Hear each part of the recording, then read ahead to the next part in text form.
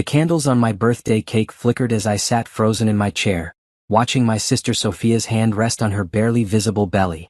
The restaurant around us had gone completely silent, and I could hear my own heartbeat pounding in my ears. 28 candles, 28 years of life, and this was how my sister chose to celebrate it. "I'm pregnant," Sophia said again, her voice cutting through the thick air like a blade. "And Ryan is the father." I looked across the table at my husband of 3 years, Ryan, who couldn't meet my eyes. His face was red, his hands shaking as he reached for his wine glass. The man I had trusted with my heart, my business, my entire future, had been sleeping with my own sister. "Elena, please say something," my mother whispered from beside me, but I couldn't speak. I couldn't even breathe properly. The worst part wasn't just the betrayal. It was the way Sophia smiled when she said it, like she was announcing good news at a family gathering. It was the way she had planned this moment, waited for my birthday dinner to drop this bomb. It was the way she reached across the table and grabbed Ryan's hand, showing everyone at the table that they were together now. "How long?" I finally managed to ask, my voice barely above a whisper. 6 months, Sophia said, still smiling. "We didn't plan it, Elena. It just happened." 6 months. That meant she was already showing when we went on our family vacation to the beach last month. That meant when Ryan said he was working late all those nights, he was with her. That meant when I was planning our anniversary dinner, he was planning his future with my sister.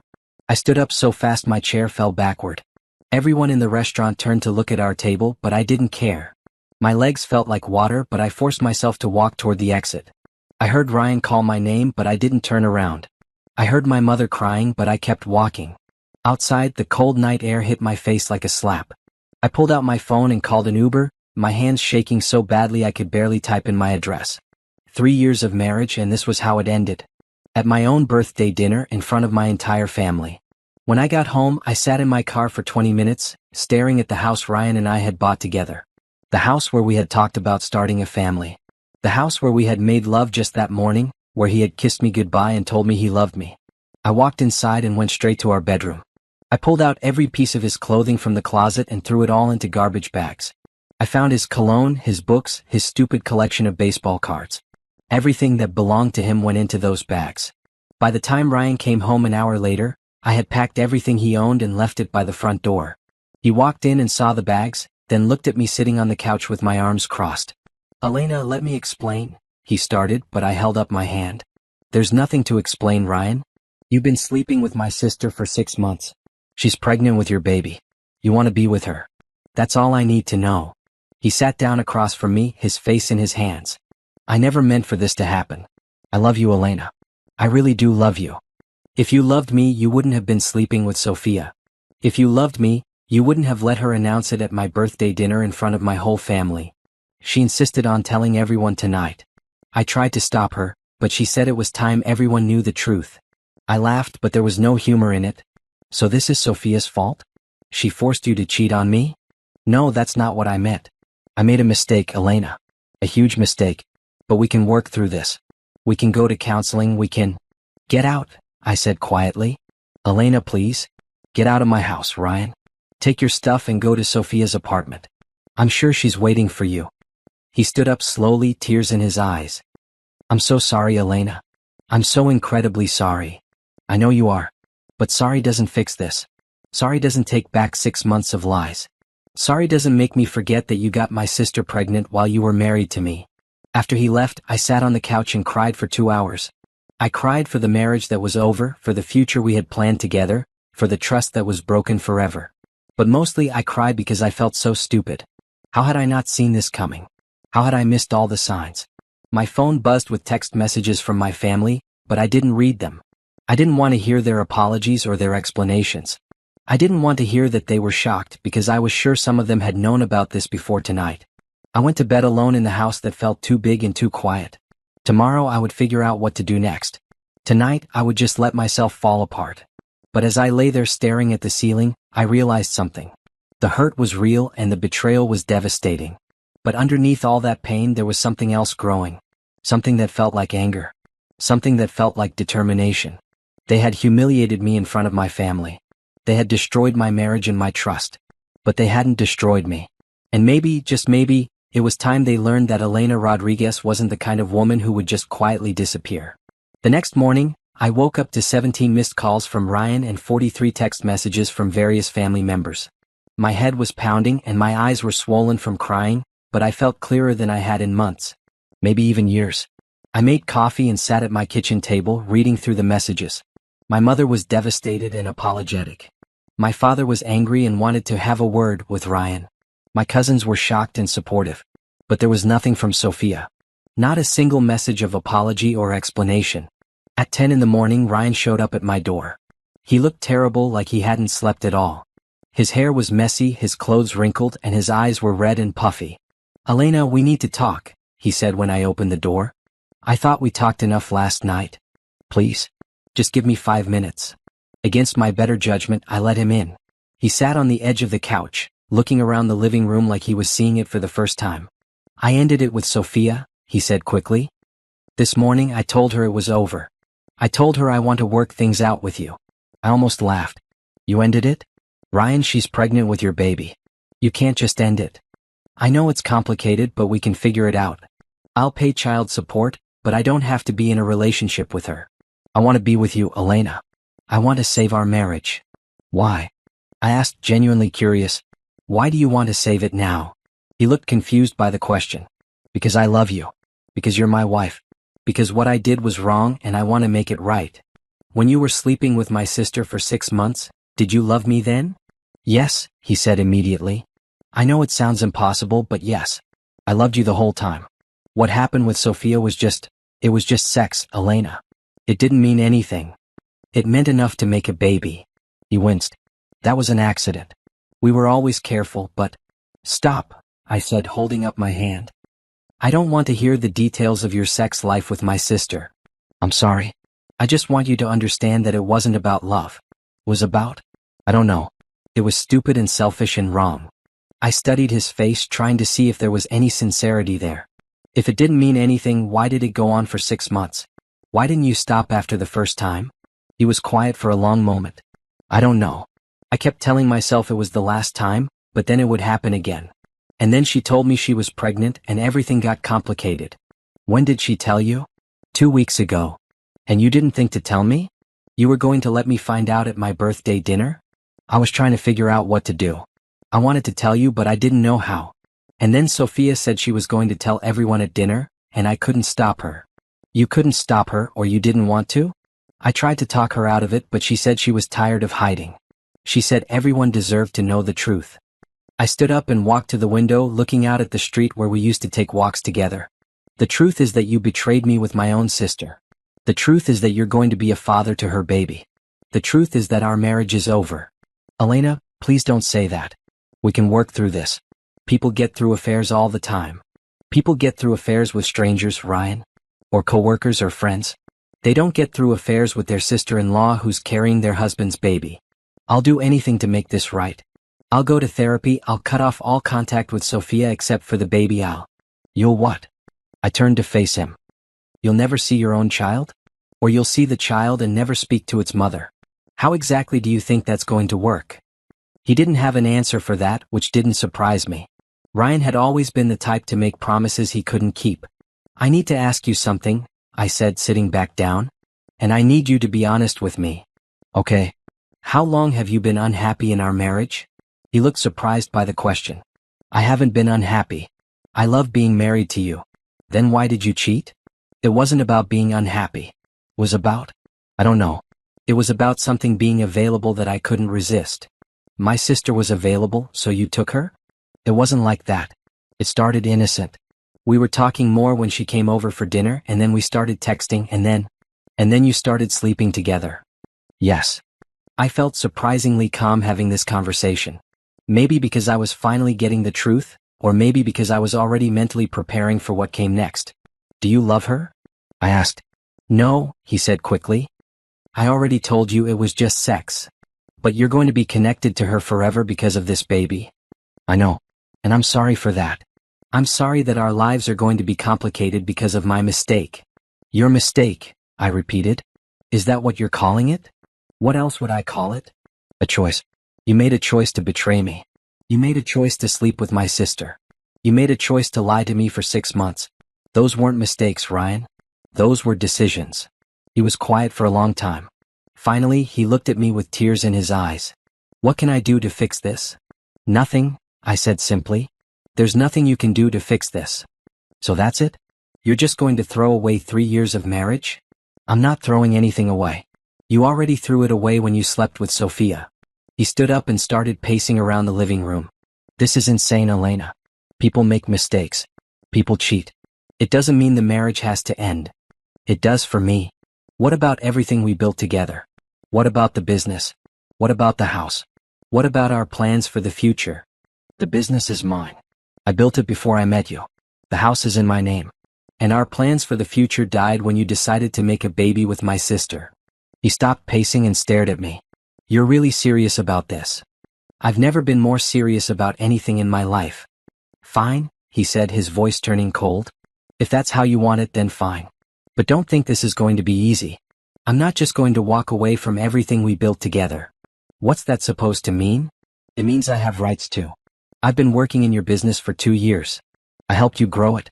I'm entitled to something. I felt my stomach drop. You're entitled to nothing.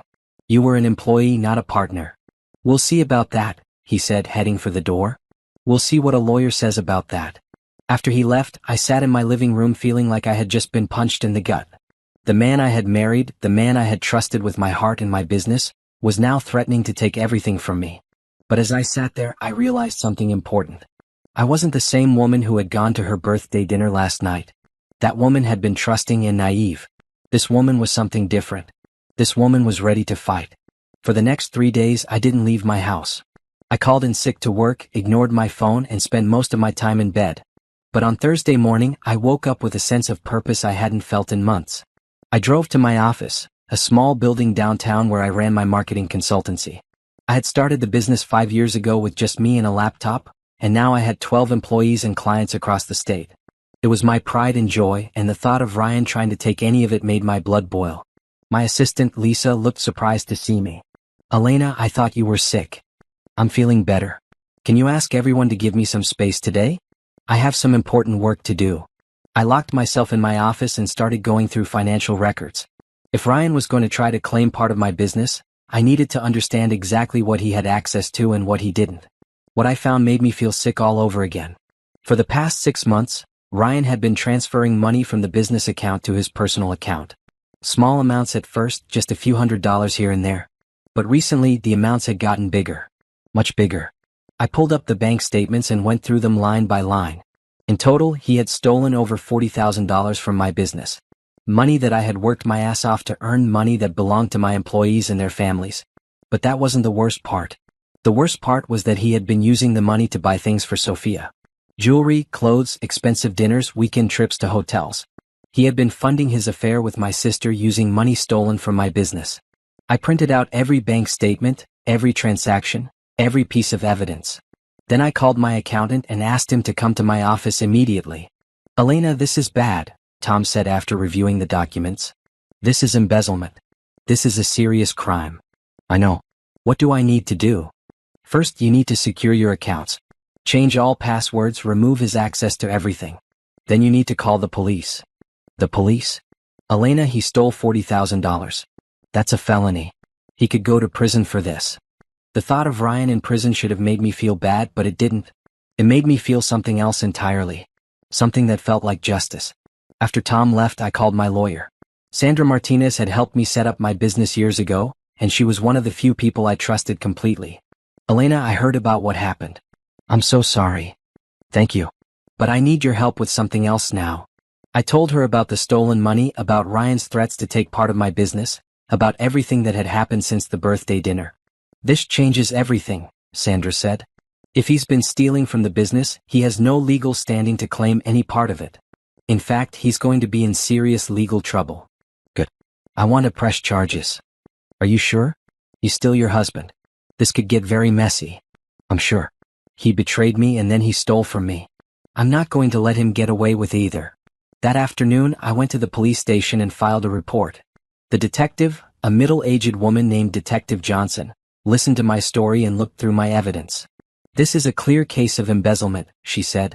We'll need to investigate, but based on what you've shown me, there's definitely grounds for charges. What happens now? We'll bring him in for questioning. If he confesses or if the evidence is strong enough, we'll arrest him. He'll be charged with embezzlement, possibly theft, depending on how the prosecutor wants to handle it. I left the police station feeling like I was finally taking control of my life again. But I wasn't done yet. I had one more stop to make. I drove to Sophia's apartment building and sat in my car for 10 minutes, building up the courage to go inside. I hadn't spoken to her since the birthday dinner, and I wasn't sure what I was going to say. She answered the door in a bathrobe, looking surprised to see me. "Elena, what are you doing here? I need to talk to you." "I don't think that's a good idea. I think it's exactly what we need to do." She let me in reluctantly. Her apartment was small but nice, and I could see evidence of Ryan's presence everywhere. His jacket hanging on a chair, his shoes by the door, his coffee mug on the kitchen counter. "Where is he?" I asked. "At work. He's been staying here since Monday. Since the night he came home and begged me to take him back?" She looked uncomfortable. "He told me he talked to you. He said you wouldn't listen to reason." "Reason? Is that what you call it?" "Elena, I know you're angry, but angry doesn't begin to cover it, Sophia. You slept with my husband. You got pregnant with his baby. You announced it at my birthday dinner in front of our entire family. And now you're living with him like you're some kind of happy couple. It wasn't supposed to happen like this," she said quietly. "How was it supposed to happen? Were you planning to keep it a secret forever?" "I don't know. I wasn't planning any of this. But you were planning to sleep with my husband." She sat down on her couch and put her head in her hands. "Just happened, Elena. I know that sounds stupid, but it really just happened. Things don't just happen, Sophia. People make choices. You chose to flirt with my husband. You chose to text him. You chose to sleep with him. You chose to keep sleeping with him for 6 months. I know. I know I made terrible choices. And now you're having his baby. Yes. Are you happy about it?" She looked up at me, tears in her eyes. "I don't know. I'm scared. I'm confused. I never wanted to hurt you, Elena. But you did hurt me. You destroyed my marriage." "I know. I'm sorry. I'm so incredibly sorry." I studied her face, looking for any sign that she was lying.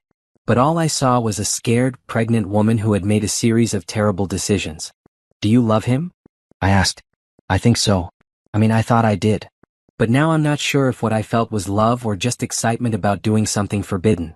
"Well, it's not forbidden anymore. You got what you wanted. I didn't want to destroy your marriage.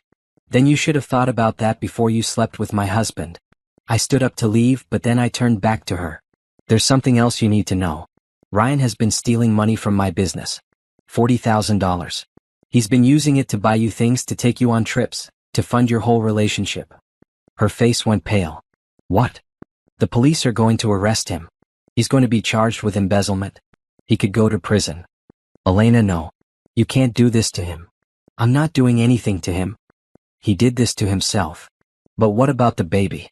What about our future?" "That's not my problem anymore, Sophia. You wanted him and now you have him. But you don't get to have him without the consequences of what he's done." I left her apartment feeling like I had finally said everything I needed to say. But as I drove home, I realized that this was just the beginning. If Ryan thought he could threaten me and steal from me, he was about to learn just how wrong he was. That night I couldn't sleep. I kept thinking about everything that had happened, everything I had learned. Ryan wasn't just the cheating husband anymore. He was a criminal who had been stealing from my business to fund his affair with my sister. At 3 in the morning, I got up and made a pot of coffee. I sat at my kitchen table with a legal pad and started writing down everything I knew, everything I could prove, and everything I wanted to happen next. The truth was, I didn't just want justice. I wanted revenge. I wanted Ryan to face consequences for what he had done to me, to my business, and to my employees who trusted me to protect their jobs. I wanted him to understand that his actions had real consequences. But I also wanted to be smart about it. I didn't want to do anything that would hurt me in the long run or damage my business. I needed a plan that would expose Ryan's crimes while protecting everything I had worked so hard to build. The next morning, I called my lawyer again. "Sandra, I need your advice on something." "What's going on?" "I want to make sure Ryan faces full consequences for what he's done. Not just the criminal charges, but everything. I want him to understand that he can't steal from me and threaten me and expect to get away with it." "Elena, I understand you're angry, but you need to be careful. Revenge can backfire. This isn't revenge. This is justice." "What exactly are you thinking?" "I want to make sure everyone knows what he did. His friends, his coworkers, his family. I want them to know that he's not just a cheating husband, but a thief who stole from his wife's business. Elena, that could be considered defamation if you're not careful. Even if it's all true? Even if it's all true. You need to be strategic about this. Let the legal system handle the criminal charges. Focus on protecting your business and your reputation. But I wasn't satisfied with that answer. I wanted more than just legal consequences. I wanted Ryan to feel the same humiliation and betrayal that I had felt. That afternoon I got an idea. I called my marketing team together for a meeting. I need to tell you all something, I said, looking around the conference room at the 12 people who worked for me. Ryan is no longer employed by this company. He's been stealing money from our business accounts, and he's been charged with embezzlement. The room was silent for a long moment. Then Lisa spoke up. Elena, we're so sorry. We had no idea. I know you didn't. And I want you to know that this won't affect your jobs or your paychecks. The money will be recovered and the business is strong. But I needed you to know the truth. What can we do to help? Asked Jake, one of my senior account managers. Just keep doing the excellent work you've been doing. And if anyone asks about Ryan, tell them the truth. He's no longer with the company because he was stealing from us. That evening, I got a call from Detective Johnson. Elena, we brought Ryan in for questioning today. He confessed to taking the money. He confessed. Yes. He said he was planning to pay it back, but he admitted to taking it. He'll be formally charged tomorrow. What happens next? He'll be arraigned and then there will be a trial. With his confession, it's likely he'll plea bargain. He's looking at possible jail time, definitely probation, and he'll have to pay restitution. After I hung up, I felt a mix of satisfaction and sadness. Ryan was going to face consequences for his actions, but it also meant that everything we had built together was truly over. But then I thought about Sophia, living in her apartment with Ryan, thinking they were going to have some kind of happy ending. I thought about how she had smiled when she announced her pregnancy at my birthday dinner. I thought about how she had said it just happened, like she was some kind of victim. I picked up my phone and called my cousin Maria, who worked as a social media manager for a local news station. Maria, I need a favor. Elena, I heard what happened. Are you okay? I'm fine. But I need your help with something. Ryan is being charged with embezzlement. He stole $40,000 from my business to fund his affair with Sophia. Oh my God. That's terrible. I want people to know what he did. Not just the affair but the theft. I want his friends and co-workers to know that he's not just a cheating husband, but a criminal. Elena, are you sure about this? Once a story like this gets out, you can't take it back. I'm sure. He humiliated me in front of our entire family. He stole from my business. He threatened to take everything I've worked for. I want him to face the consequences of his actions. Okay, I can make some calls. But you need to be prepared for this to get messy. It's already messy. Now I want it to be fair. That night, I made a list of everyone who needed to know the truth. Ryan's coworkers, his friends, his golf buddies, his family. I wasn't going to call them all personally, but I was going to make sure the information was available to them. I also made a list of everyone who had supported me since the birthday dinner. My parents, my other siblings, my friends, my employees. These were the people who mattered, the people who would help me rebuild my life. As I was making these lists, I realized something important. For the first time since this all started, I wasn't thinking about Ryan and Sophia. I was thinking about me, about my future, about what I wanted to do next. I had spent 3 years of my life building a marriage with a man who had betrayed me in the worst possible way. But I had also spent 5 years building a business that was successful and growing. I had employees who depended on me, clients who trusted me, and a reputation that I had earned through hard work and integrity. Ryan had tried to take that away from me, but he had failed. And now it was time for me to show him and everyone else that Elena Rodriguez was not the kind of woman who would be destroyed by betrayal. I was the kind of woman who would fight back. And I was just getting started. The next morning, I woke up to 3 missed calls from Ryan. I didn't call him back. Instead, I got dressed in my best business suit and drove to the law office of James Morrison, the criminal defense attorney that Detective Johnson had recommended. James Morrison's office was in a tall building downtown, with windows that overlooked the city. When I walked in, I expected to meet an older man with gray hair and a stern expression. Instead, I was greeted by a man about my age with kind eyes and a gentle smile. "Ms. Rodriguez, please come in," he said, gesturing to a chair across from his desk. "I understand you're dealing with a difficult situation." "That's putting it mildly," I said, settling into the chair. "My husband has been stealing from my business and he's been charged with embezzlement." Detective Johnson filled me in on the basics. But I'd like to hear your side of the story. So I told him everything. The birthday dinner, the affair, the discovery of the stolen money, the threats Ryan had made about taking part of my business. James listened without interrupting, taking notes occasionally. This is a complicated situation, he said when I finished. You're dealing with both criminal charges and civil issues. The good news is that with his confession, the criminal case is pretty straightforward. The bad news is that the civil issues could get messy. What do you mean? Well, you're married, so he might try to claim spousal rights to business assets. He might argue that he contributed to the growth of the business during your marriage. But he was stealing from the business, which actually works in your favor. It's hard to claim you deserve part of a business that you've been stealing from. So what do I need to do? First, we need to make sure you're protected.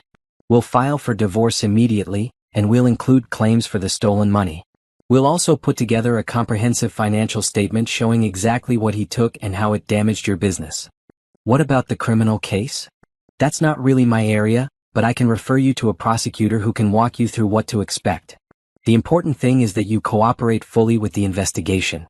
As we talked, I found myself feeling more confident than I had in days. James was smart and thorough, and he seemed to genuinely care about protecting my interests. Can I ask you something? I said as our meeting was winding down. Of course. Do you think I'm being vindictive?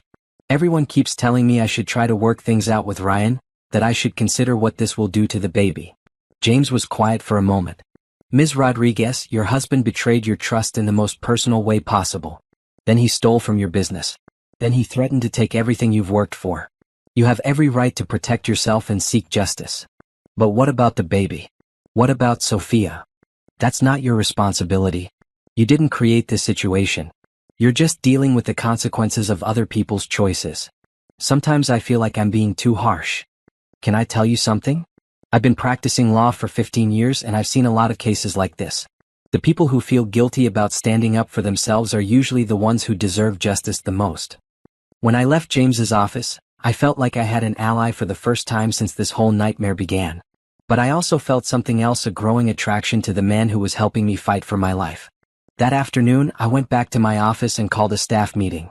I had decided to be completely transparent with my employees about what was happening. I know I told you yesterday that Ryan is no longer with the company, I said, looking around the conference room. But I need to give you more details because this might affect our business in the short term. I explained about the embezzlement charges, about the money that had been stolen, about the possibility of media attention. I also explained that I was divorcing Ryan and that there might be legal complications. The most important thing I want you to know is that this company is strong, I said. We have good clients, good contracts, and a good reputation. What Ryan did was wrong, but it doesn't reflect on the work we do or the integrity of this business. What can we do to help? Asked Sarah, one of my account coordinators. Keep doing excellent work. Be prepared to answer questions from clients or media if they come up. And trust that I'm going to fight to protect this company and all of your jobs. After the meeting, Lisa came to my office. Elena, I need to tell you something. Ryan called here this morning asking to speak to you. What did you tell him? I told him you weren't taking his calls. But he seemed really upset. He said he needed to talk to you about something important. Everything he has to say can go through our lawyers now. There's something else. He mentioned that he's been getting calls from reporters. I think the story is getting out. I felt a mix of satisfaction and nervousness. I had wanted the truth to come out, but I wasn't sure I was ready for the media attention. That evening, I got a call from James. Elena, I've been contacted by a reporter from the local news station. They want to interview you about the embezzlement case. Already? Word travels fast in legal circles. The question is, do you want to talk to them? I don't know. What do you think? I think it could be beneficial. It gives you a chance to tell your side of the story, to show that you're the victim here, not the villain. But you need to be prepared for them to ask about the affair, about your sister, about everything. I can handle that. Okay. But I want to coach you first. Media interviews can be tricky. We spent the next hour on the phone with James helping me prepare for potential questions. He taught me how to stay focused on the facts, how to avoid getting emotional, how to protect my business's reputation while still telling the truth. The most important thing is to remember that you're not just Elena Rodriguez, the betrayed wife, he said. You're Elena Rodriguez, the successful business owner who was victimized by employee theft. That's the story you want to tell. What if they ask about Sophia? You acknowledge that the affair happened, but you focus on the financial crime. You can say something like, while the personal betrayal was devastating, the theft from my business was a crime that affected not just me, but my employees and their families. After we hung up, I sat in my living room thinking about everything that had happened over the past week. A week ago, I had been a happily married woman planning to start a family with my husband. Now I was a divorced woman preparing to give media interviews about my husband's crimes. But for the first time since the birthday dinner, I felt like I was in control of my own story. I felt like I was fighting back instead of just surviving. My phone buzzed with a text message from an unknown number. Elena, this is Sophia. Please call me. We need to talk. I stared at the message for a long time before deleting it. I had already said everything I needed to say to Sophia. Now it was time to focus on my own future. 3 days later, I got a call that changed everything. It was from Tom, my accountant, and he sounded panicked.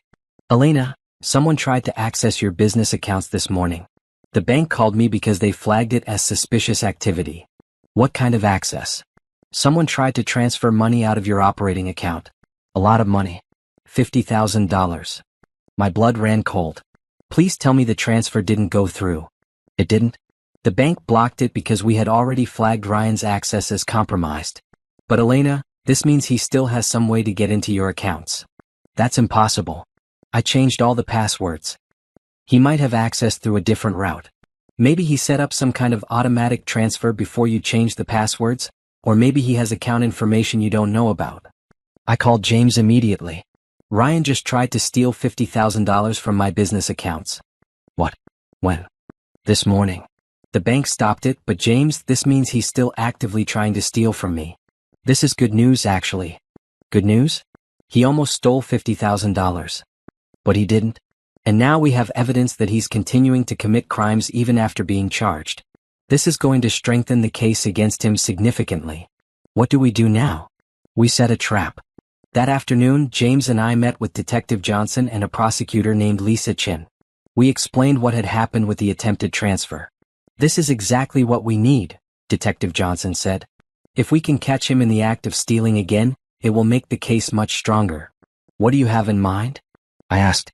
We set up a controlled situation where he thinks he has access to your accounts, but we're monitoring everything. If he tries to steal again, we'll have him on video and we'll have real-time evidence of the crime. Is that legal? Completely legal, Lisa Chin said.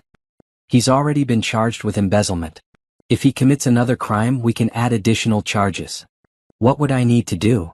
We'd need you to contact him, Detective Johnson explained. Tell him you want to meet to discuss the divorce settlement. Make him think you might be willing to work out some kind of deal. While you're meeting with him, we'll be monitoring your accounts to see if he tries to access them. You want me to lie to him? You want me to pretend I'm willing to work things out? Just long enough to see if he'll incriminate himself further. I thought about it for a moment.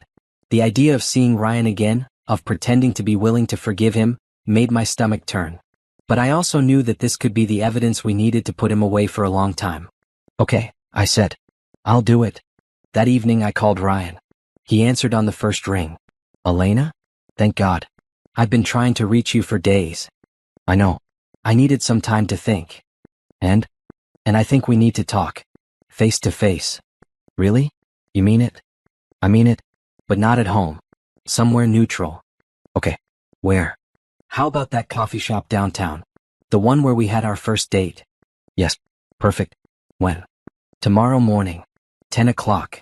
Elena, I'm so glad you called.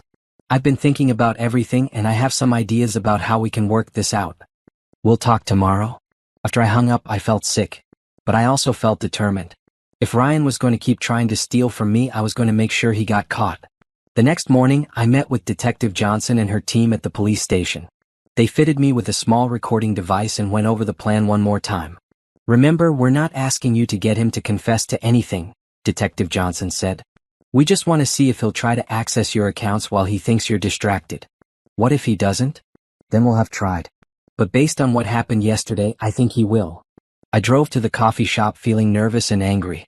I hadn't seen Ryan since the day he had threatened me about the business, and I wasn't sure how I was going to react to seeing him again. He was already there when I arrived, sitting at a corner table with 2 cups of coffee.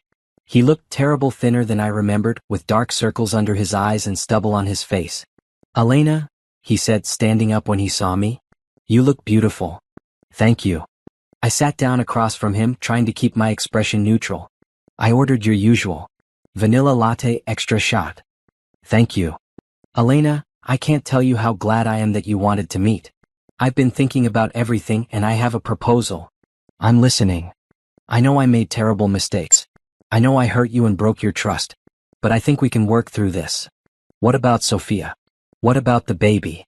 I'll take care of my responsibilities to the baby, but I don't have to be in a relationship with Sophia. I can pay child support and see the kid occasionally, but I want to be with you. I forced myself to nod, even though the idea of taking him back made me feel sick. What about the money you took from the business? I'll pay it all back. Every penny. I already talked to my lawyer about setting up a payment plan. That's $40,000, Ryan. How are you going to pay that back? I'll figure it out. I'll get a loan, or I'll sell some things, or I'll work extra hours. Whatever it takes. What about your job? I might lose it when this all comes out. But I'll find another one. I'll do whatever it takes to make this right. For the next hour, we talked about his plans to make things right. He was charming and apologetic, the way he had been when we first met. If I hadn't known what I knew about him, I might have been tempted to believe him. But I did know what I knew. And while we were talking, I was thinking about the team of police officers who were monitoring my accounts, waiting to see if Ryan would try to steal from me again. I need to use the bathroom, I said, standing up. Of course. I'll be right here. I walked to the bathroom, but instead of going inside, I stepped outside the coffee shop and called Detective Johnson. Anything? I asked. He's been on his phone for the past 10 minutes. We're seeing some activity on your accounts, but nothing conclusive yet. What kind of activity? Someone is trying to access your online banking. We're letting them get pretty far into the system before we block them. Is it definitely him? We can't be completely sure, but the timing is very suspicious. I went back inside, feeling my heart racing. Ryan was still at the table, but his phone was now face down beside his coffee cup. Everything okay? He asked. Fine. Just checking messages. Elena, I know this is a lot to process, but I really think we can make this work. I really think we can get back to where we were. Where we were? I repeated. You mean when you were stealing from my business and sleeping with my sister? His face fell. That's not what I meant. Then what did you mean? I meant when we were happy. When we were planning our future together. We can't go back to that, Ryan. Too much has happened. But we can build something new. Something better. My phone buzzed with a text message. I glanced at it quickly. It was from Detective Johnson. Got him. I looked back at Ryan, who was watching me with hopeful eyes. Ryan, I need to tell you something. What? I've been recording this conversation. And while we've been talking, you've been trying to steal more money from my business accounts. His face went completely white. What? The police are monitoring my accounts. They've been watching you try to access them for the past hour. Elena, I don't know what you're talking about. Your phone, Ryan? You've been using your phone to try to steal from me while you were sitting here telling me how you want to make things right. He looked down at his phone, then back at me. I was just... You were just what? I was checking my bank account. I was trying to figure out how to pay you back. By stealing more money from me? He didn't answer. He just sat there, staring at his phone like it was going to disappear. The police are on their way, I said, standing up.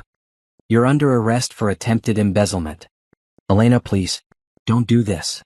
I'm not doing this, Ryan. You did this. You chose to keep stealing from me even after being charged with embezzlement. You chose to lie to me even while you were trying to convince me to take you back. I was desperate. I didn't know what else to do. You could have told the truth. You could have actually tried to make things right instead of making them worse. Detective Johnson came into the coffee shop with 2 uniformed officers. Ryan Martinez, you're under arrest for attempted embezzlement and computer fraud. As they handcuffed him, Ryan looked at me with tears in his eyes.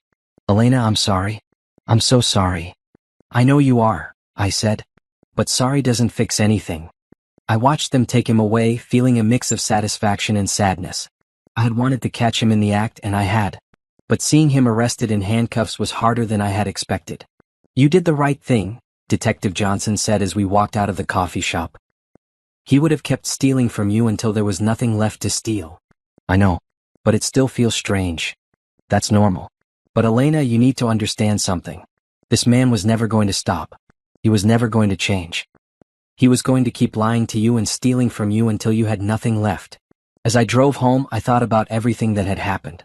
Ryan wasn't just a cheating husband anymore.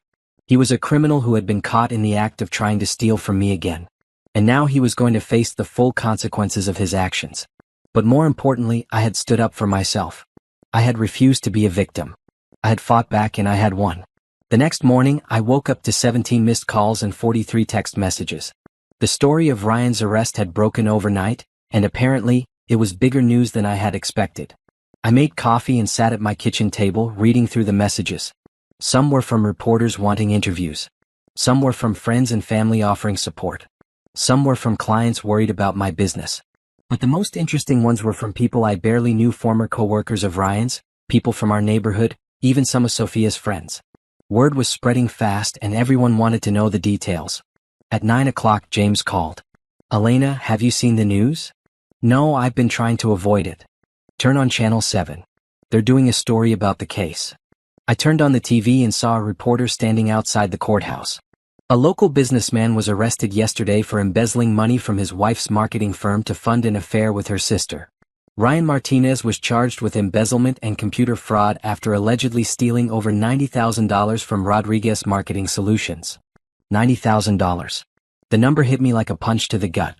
The attempt yesterday had been for $50,000, which meant the total amount he had stolen was much higher than I had realized. In a bizarre twist, the reporter continued, Martinez was arrested while meeting with his wife, apparently trying to reconcile their marriage. Police say he was attempting to steal additional funds from the business while telling his wife he wanted to make amends for his affair. The story included a photo of me from my company website, a photo of Ryan from his LinkedIn profile, and a photo of the coffee shop where he had been arrested. They didn't show Sophia's face, but they mentioned that the affair was with the victim's sister, who is pregnant with Martinez's child. I turned off the TV and called James back. "This is bigger than I expected." "I know. Are you okay with the attention?" "I think so. At least they're telling the truth. That's the important thing. And Elena, this actually helps us. Public attention means Ryan can't claim he's the victim here. What happens now? Now we wait for his arraignment. With the additional charges from yesterday, he's looking at serious jail time. His lawyer will probably try to plea bargain. What kind of plea bargain? Probably jail time, probation, and full restitution. But Elena, with 2 separate incidents of embezzlement, he's not going to walk away from this. That afternoon, I got a call from my cousin Maria. "Elena, I've been getting calls from producers. They want to interview you." "What kind of producers?" "Local news, but also some national shows. This story is getting picked up everywhere." "Why?" "Because it's got everything. Betrayal, crime, family drama, a successful businesswoman fighting back. It's the kind of story that gets people's attention." "I'm not sure I want that kind of attention." "Elena, listen to me. You have a choice here. You can let other people tell your story or you can tell it yourself. But the story is going to be told either way." I thought about what she said. She was right, the story was already out there. The question was whether I wanted to control how it was told. "What do you think I should do?" "I think you should do one big interview with a respectable journalist. Tell your story completely and honestly. Then you can refer all other requests to that interview." "Do you have someone in mind?" "Actually, yes. Rebecca Chin from Channel 7. She's the one who broke the story and she's fair and professional. She won't try to make you look bad." That evening, I called Rebecca Chin directly. She was surprised to hear from me. "Ms. Rodriguez, I've been hoping you'd call. I'd love to interview you about what happened. I'm willing to do an interview, but I have conditions." "What kind of conditions?" "I want it to be comprehensive. I want to tell the whole story, not just sound bites. I want to talk about the affair, the theft, the impact on my business, all of it." "I can do that. When would you like to do it?" "Tomorrow. And I want it to be live so no one can edit my words."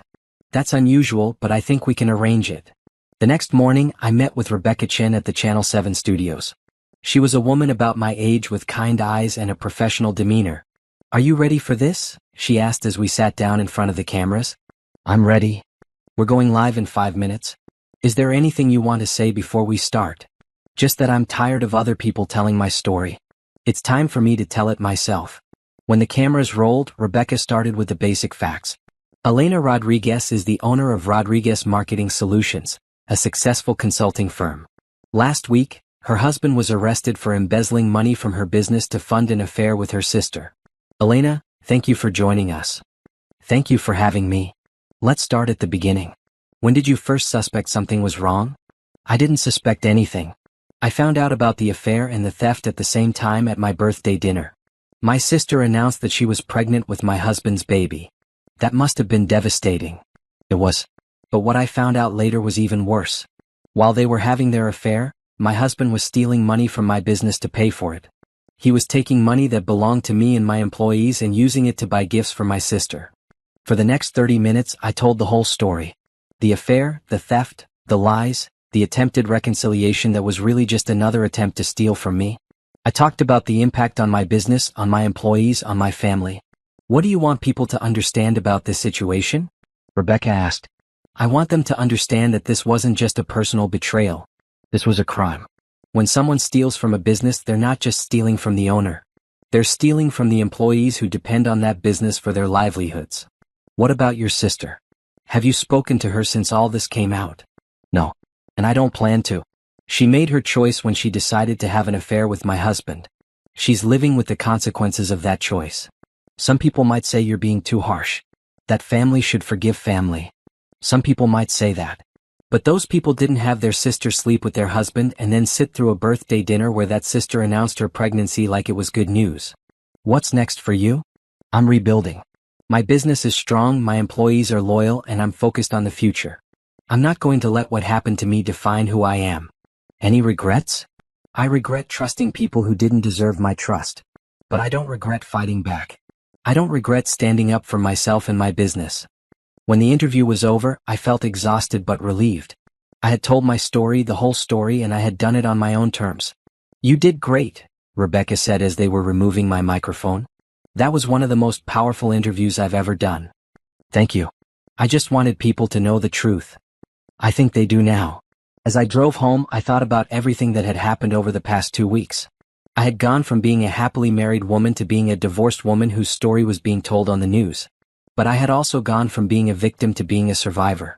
And for the first time since the birthday dinner, I felt like I was in control of my own life.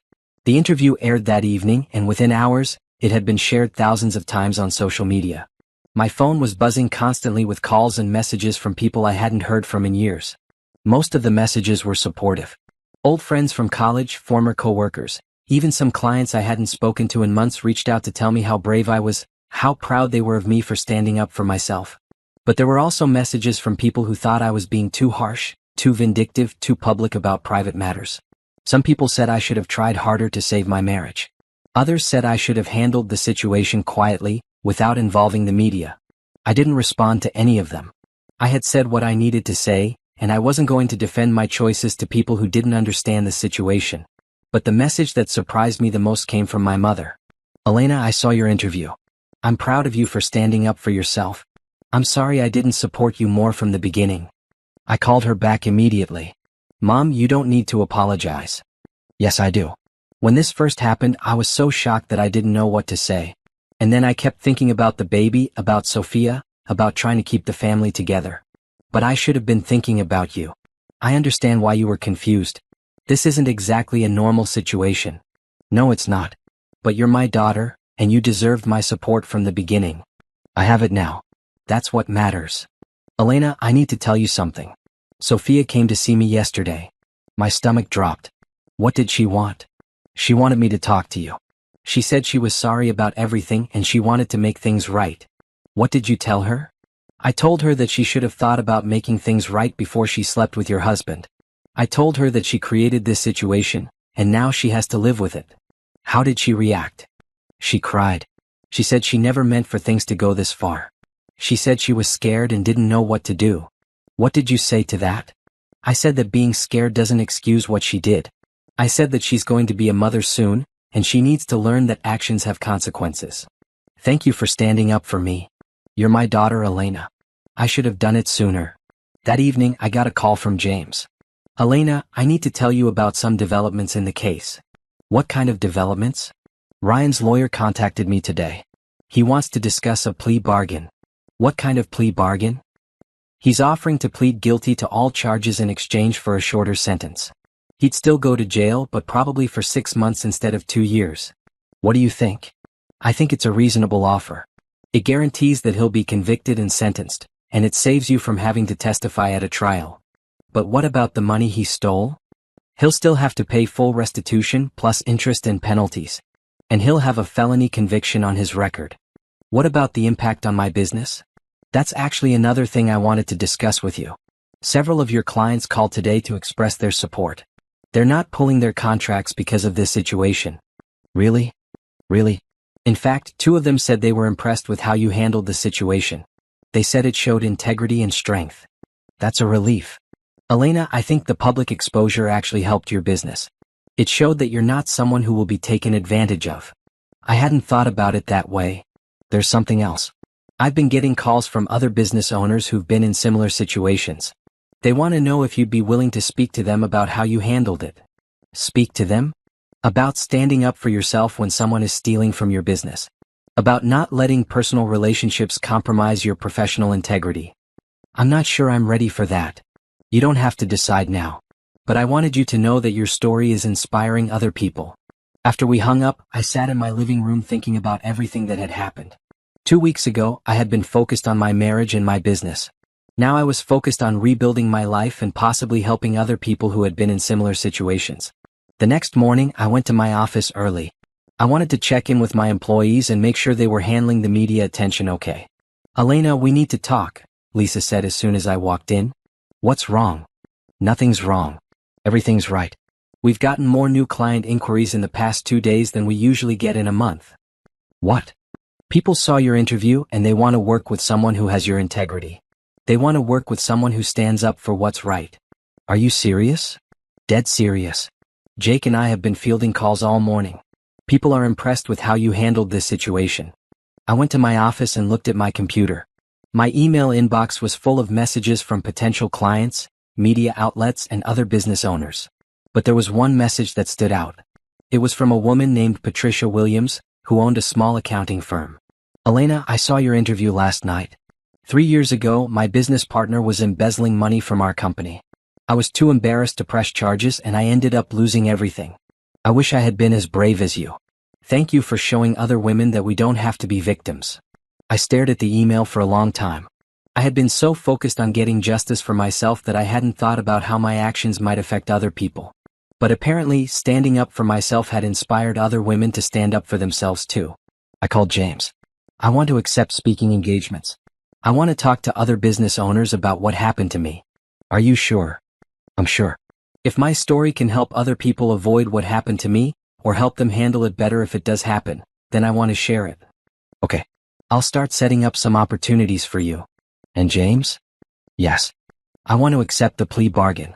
I want this to be over so I can move on with my life. I think that's a good decision. That afternoon I got a call from an unknown number. Against my better judgment, I answered it. Elena, this is Sophia. My heart started racing. Sophia, I told you I don't want to talk to you. Please don't hang up. I need to tell you something. There's nothing you can tell me that I want to hear. Elena, I left him. I was quiet for a moment. What? I left Ryan. I moved out of my apartment and went to stay with our cousin Carmen. I can't be with him anymore. Why? Because of what he did to you. Because of what he tried to do to you. Elena, I knew he was stealing from your business. What? I knew about the money. He told me he was taking it from your business accounts. I told him to stop, but he said you wouldn't miss it, that you were making so much money you wouldn't notice. And you didn't think to tell me? I should have. I know I should have. But I was scared that if I told you, you'd realize that I was part of it. You were part of it. I know. I know, and I'm sorry. I'm so sorry, Elena. Sorry doesn't fix anything, Sophia. I know it doesn't. But I need you to know that I never wanted it to go this far. I never wanted you to get hurt like this. But you did want to sleep with my husband. I don't know what I wanted. I was stupid and selfish and I made terrible decisions. But Elena, I'm having this baby, and I don't want my child to grow up in a family where there's this much hate. There isn't hate, Sophia. There's just nothing. You made your choice and I made mine. Can't we find some way to fix this? No, we can't. You destroyed our relationship when you decided to have an affair with Ryan. You destroyed any chance of fixing it when you let him steal from my business to pay for your affair. Elena, please. Goodbye, Sophia. I hung up the phone and sat in my office, feeling a mix of emotions. Part of me was glad that Sophia had finally left Ryan. Part of me was angry that she had known about the theft and hadn't told me. And part of me was sad that my relationship with my sister was truly over. But mostly I felt relieved. I had made the right choice in cutting them both out of my life. I had protected myself and my business, and I had refused to be a victim.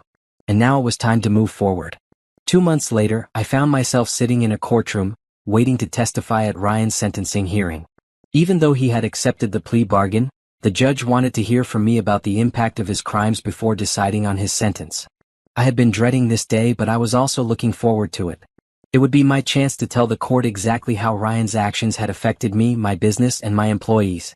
James sat beside me, reviewing my statement one more time. Remember, focus on the facts. Talk about the financial impact, the emotional impact, the impact on your business and your employees. I'm ready. Are you sure you want to do this? You could submit a written statement instead. No. I want to look him in the eye when I tell the court what he did to me. Ryan was already seated at the defendant's table with his lawyer. He looked thin and tired, wearing a cheap suit that didn't fit him well. When he saw me, he looked away quickly. Sophia wasn't there. According to my mother, she had moved to another state to stay with relatives until the baby was born. I was glad she wasn't there. I didn't want to see her face while I was testifying about what they had done to me. Ms. Rodriguez, the judge said when it was my turn to speak, please tell the court how the defendant's actions affected you. I stood up and walked to the witness stand, my hands shaking slightly. I had given interviews and speeches over the past 2 months, but this felt different. This was official. This was justice. Your Honor, Ryan Martinez didn't just steal money from my business. He stole my trust, my security, and my faith in the people I love. But more than that, he put my employees' jobs at risk. He put my clients' trust in jeopardy. He threatened everything I had worked for over the past 5 years. I looked at Ryan, who was staring at the table in front of him. When I discovered that he had been stealing from my business, I felt like I had been punched in the stomach. But when I discovered that he had been using that money to fund his affair with my sister, I felt like my entire world had collapsed. I took a deep breath and continued. The defendant stole over $90,000 from my business. That money represented hours of work, client relationships, employee salaries, and business investments. It wasn't just numbers on a bank statement. It was the foundation of everything I had built. But the financial impact was just the beginning. The defendant's actions forced me to question everything I thought I knew about my marriage, my family, and my business. I had to hire lawyers, investigators, and accountants to understand the full extent of what he had done. I had to explain to my employees why their paychecks might be delayed. I had to reassure my clients that their projects would still be completed on time. I paused, looking at Ryan again. This time he looked up and met my eyes. The defendant betrayed me in the most personal way possible, and then he tried to destroy my business. When I confronted him about the theft, he threatened to take half of everything I owned. When I tried to work things out with him, he used that meeting as an opportunity to steal even more money from me. Your Honor, I'm not asking the court to punish the defendant because he cheated on me. I'm asking the court to punish him because he's a criminal who stole from my business and then tried to steal even more when he thought he could get away with it. The defendant's actions had consequences that went far beyond our marriage. They affected my employees, my clients, and my reputation. They forced me to rebuild not just my personal life, but my professional life as well. I want the court to know that I've recovered from what the defendant did to me. My business is stronger than ever, my employees are loyal and dedicated, and I've learned that I'm capable of surviving and thriving even when the people I trust betray me. But I also want the court to know that what the defendant did was not a mistake. It was a series of deliberate choices to steal from me, lie to me, and try to destroy everything I had worked for. He chose to betray me, and he chose to commit crimes against my business. Your Honor, I'm asking the court to sentence the defendant to the maximum penalty allowed under the law. Not because I want revenge, but because I want justice. I want other people to know that stealing from a business has serious consequences. I want other victims to know that they don't have to be silent or ashamed. I took a deep breath before continuing. The defendant made choices that hurt me, my family, my business, and my employees. He should face the full consequences of those choices. When I finished speaking, I walked back to my seat, feeling like a weight had been lifted from my shoulders. I had said everything I needed to say. I had spoken my truth in front of a judge, in front of Ryan, and in front of everyone who needed to hear it. Ryan's lawyer spoke next, asking for leniency because Ryan was a first-time offender who was deeply remorseful for his actions. But when the judge asked Ryan if he wanted to say anything, he just shook his head. Mr. Martinez, the judge said, You have pleaded guilty to embezzlement and computer fraud. You have admitted to stealing over $90,000 from your wife's business to fund an extramarital affair. When you were confronted about this theft, you attempted to steal additional funds. These are serious crimes that strike at the heart of trust in business relationships. Small businesses like Ms. Rodriguez's company are the backbone of our economy, and they depend on trust and integrity to survive. You have not only betrayed your wife personally, but you have committed crimes against her business and her employees. Your actions could have destroyed everything she worked to build. However, I note that you have accepted responsibility for your actions by pleading guilty. You have agreed to pay full restitution, and you have expressed remorse for what you've done. Therefore, I sentence you to 18 months in state prison followed by 3 years of probation. You will pay full restitution of $93,000, plus interest and court costs. You will perform 300 hours of community service, and you will have no contact with the victim except through legal counsel. 18 months. It was more than the 6 months his lawyer had hoped for, but less than the 2 years he could have received.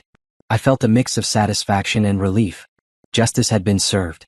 As the court officers led Ryan away in handcuffs, he looked at me one more time. I thought he might try to mouth, "I'm sorry," or something like that, but he didn't. He just looked at me with sadness in his eyes and then he was gone. After the hearing, James and I walked out of the courthouse together. There were a few reporters waiting outside, but I didn't feel like talking to them. I had said everything I needed to say. "How do you feel?" James asked as we walked to our cars. "Relieved. Like it's finally over." "It is over. You can move on with your life now. Thank you for everything, James. I couldn't have gotten through this without you. You're stronger than you think, Elena. You would have been fine no matter what." As I drove home, I thought about everything that had happened over the past 4 months. I had gone from being a betrayed wife to being a survivor who had fought back and won. I had protected my business, exposed the truth, and seen justice served. But more than that, I had discovered something about myself. I had discovered that I was capable of standing up for myself, of fighting for what was right, of refusing to be a victim. And now it was time to figure out what came next. 6 months after Ryan's sentencing, I was sitting in my office looking at the financial reports for the quarter. My business had not only recovered from the theft, but it had grown significantly. We had hired 3 new employees, signed 5 major new clients, and our revenue was up 40% from the previous year. "Elena," Lisa said, knocking on my office door, "your 3 o'clock appointment is here. Send him in." James walked into my office carrying a bouquet of flowers and wearing a smile that made my heart race. Over the past few months, our professional relationship had slowly turned into something more personal. He had been patient and understanding, never pushing me to move faster than I was comfortable with. "Congratulations," he said, handing me the flowers. "I heard about the Henderson Industries contract." "Thank you. It's been a good week." "A good week? Elena, it's been a good year. You've rebuilt your business, helped other people in similar situations, and somehow managed to become the most inspiring woman I know." "I don't know about inspiring." "I do. Do you know how many women have contacted me asking for your advice on how to handle business theft or betrayal? Do you know how many business owners have implemented new security measures because of your story? I'm just glad something positive came out of everything that happened." "Something positive?" "Elena, you've turned a terrible situation into a platform for helping other people. You've shown that it's possible to survive betrayal and come out stronger. I had good help. You had good instincts and the courage to follow them." James sat down across from my desk. "Elena, I need to ask you something." "What?" "I know we've been taking things slowly and I understand why. But I want you to know that I'm serious about this. About us. I'm serious too." "Good. Because I have something I want to discuss with you." He reached into his briefcase and pulled out a legal document. "I've been offered a partnership at a firm in California.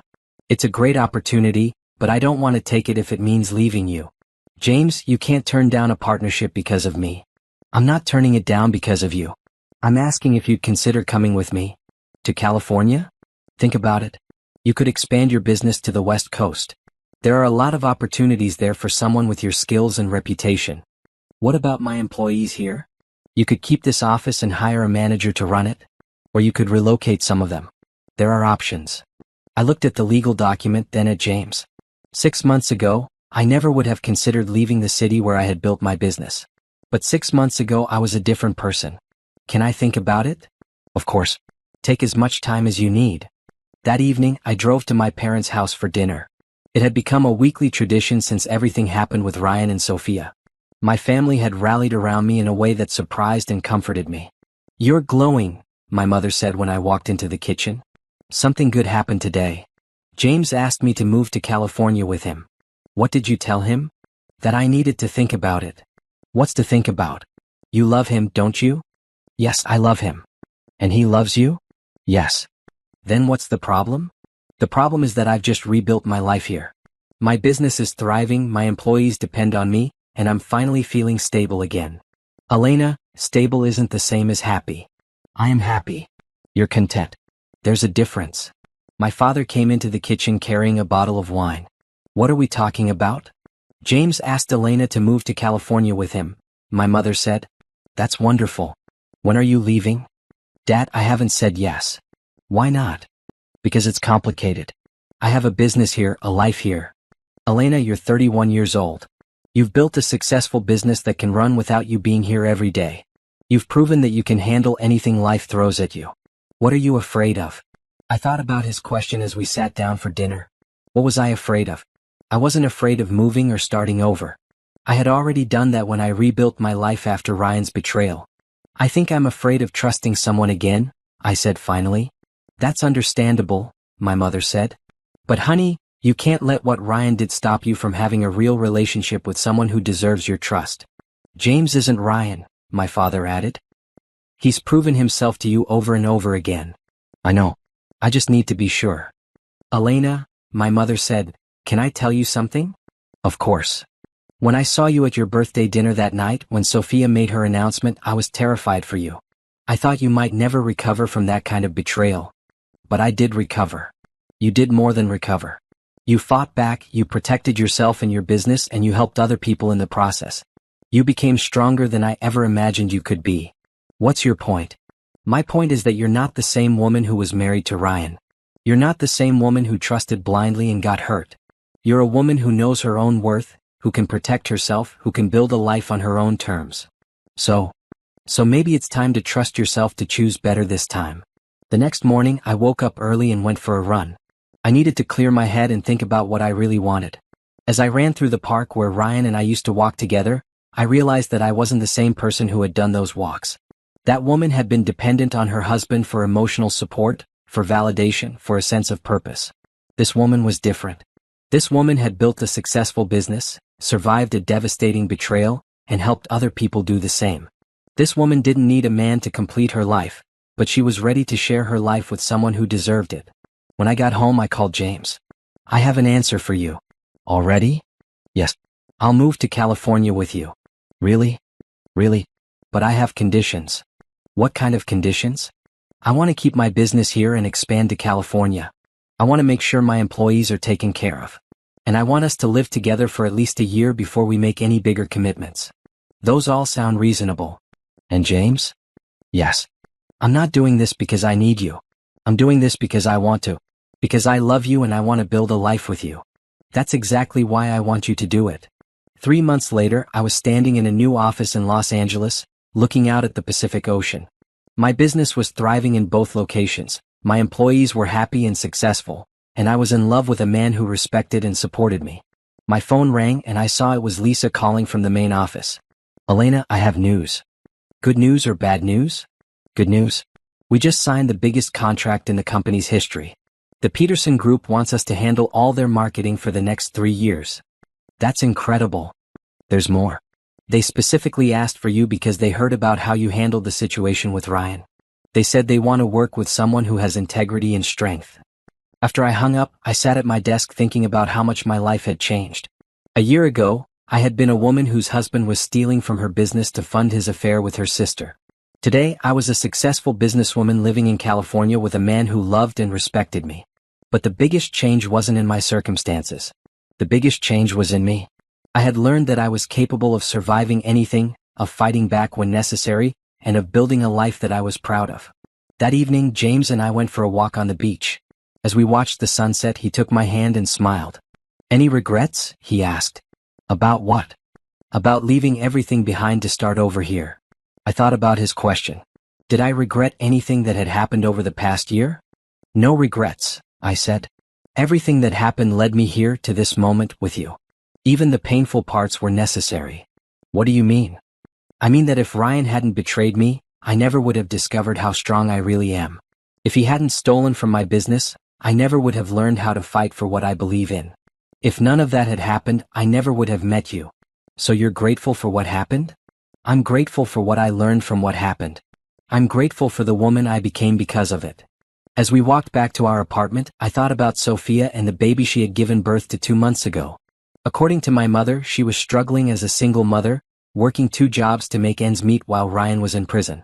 I felt sorry for the baby, who had been born into such a complicated situation. But I didn't feel sorry for Sophia. She had made her choices and now she was living with the consequences. I had made my choices too. I had chosen to fight back instead of being a victim. I had chosen to rebuild instead of giving up. I had chosen to trust again instead of closing my heart forever. And as James and I climbed the stairs to our apartment, I knew I had chosen well. I was exactly where I was supposed to be, with exactly the person I was supposed to be with.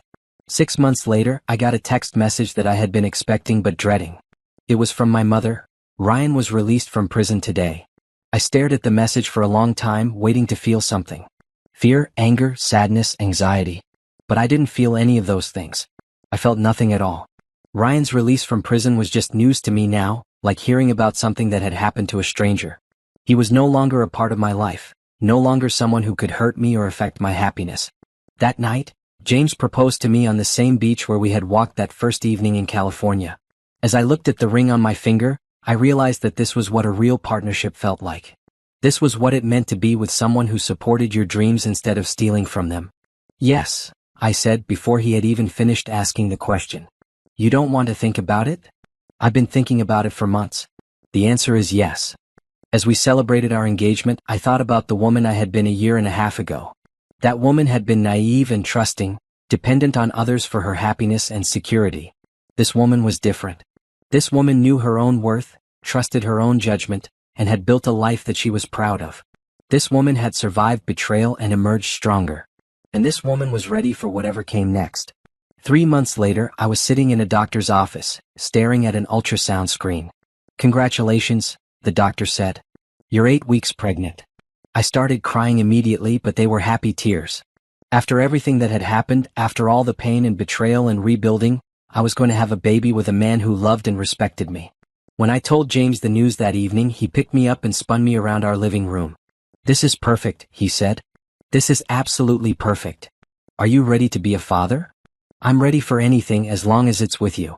As I fell asleep that night, I thought about the journey that had brought me to this moment. It had been painful and difficult, but it had also been necessary. I had to lose everything I thought I wanted in order to find everything I actually needed. I had to learn to fight for myself before I could learn to build something real with someone else. And now, finally, I was exactly where I belonged.